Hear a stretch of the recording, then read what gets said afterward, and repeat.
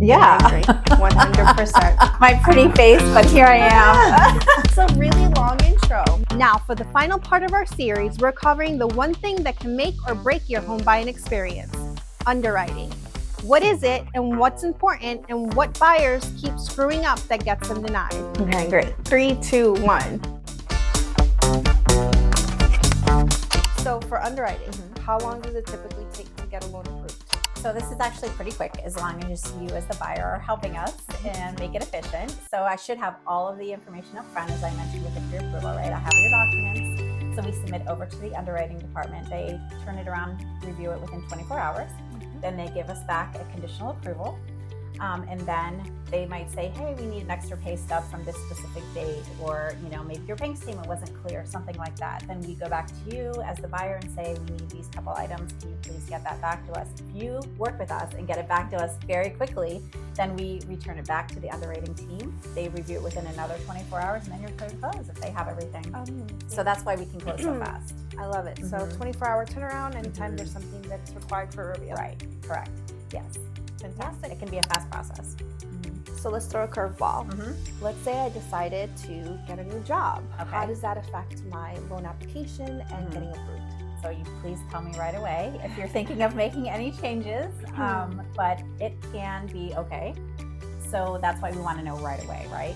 So it depends on what the job's going to be. If you're going to stay pretty much in the same line of work, and maybe you've got a raise to go somewhere else, right? An improvement in your salary, then that's okay. We just want to see an offer letter, since it's a brand new job, to see exactly what you're going to be making, because you have to stay full time. And we need to show when your start date is. There shouldn't be any gaps in employment, right? If you're in transition with a loan, we need to make sure that you're going right to that new job with the salary that you were hopefully making or greater. You don't want to go from being employed with a company, like a W-2 employee, to starting your own business or receiving a 1099 from another company, because that makes you self-employed, and then you need a 2-year history to even qualify for a loan when you're self-employed. So that's a big red flag. So it's okay if you take another job in the loan process. We don't advise it, but we can work with that as long as you're transitioning with the same amount or a higher salary. Now, I have had situations where they are receiving less pay, and as long as it qualifies and your debt to income ratio still is workable for the loan, then that's okay. Again, we don't want to see it happen because that's a little scary for everyone, because we want to make sure you purchase your home in the end. Absolutely. So the importance of communication and transparency, again, you're here to help them and guide them and making sure that they get to the closing. And please tell us, because if you don't, we find out. So if you change, because we do verification of employment at the very beginning of the process and at the very end, like literally right before closing, within a day, we call your employer to make sure you're still active. So we need to make sure you're active to close on a loan. And let's wrap up with some great advice to someone that is either first time buying a home, or they're doing a move up, or they're even selling to purchase something smaller. What are some things to avoid so that we can have a successful closing? So always reach out to me to go over the full scenario of what you're thinking about, what your employment is, if you're thinking of switching jobs, just everything that's going on in your life I need to know about, please. And then I can guide you of the do's and do nots along the way. If you need help with credit, if I have someone that can help you with credit repair, if we need to get your scores higher, if you need to get some things off your credit report to qualify. If you need to know how much money do I need to make to qualify for this home, then I can give you a scenario on that.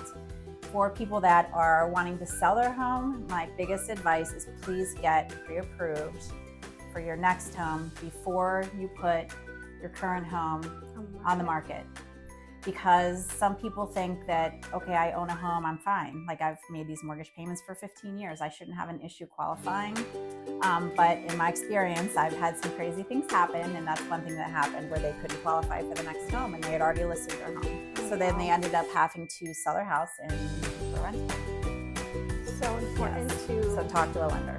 Let's share all the possible scenarios so that we can... Yeah, absolutely. Don't hide anything. Tell me. It's better to disclose than to Yes, and it's confidential, and I can give you advice of what you need to do. Or if you're in a great position, that's perfect. Let's get you set up. Thank you so much for all of your help today. This has been super insightful, and if you could let us know where we can find you, and if you have any questions or need some one-on-one time to see what's your next move, call Nikki. Yep, so my direct line is 614-747-6149. My email is Nikkie, Nikkie, at unityhomeloans.com. Awesome. Thank you so much. All right, thank you. Today. And that's a wrap on our 4-part mortgage series with Nikkie Taylor. If you've been with us from the start, you know more than 99% of first-time home buyers. Nikki, you've been amazing. I think a lot of people are going to save time, money, and stress because of what you shared. Buying a home is a big deal, and having the right information up front makes all the difference.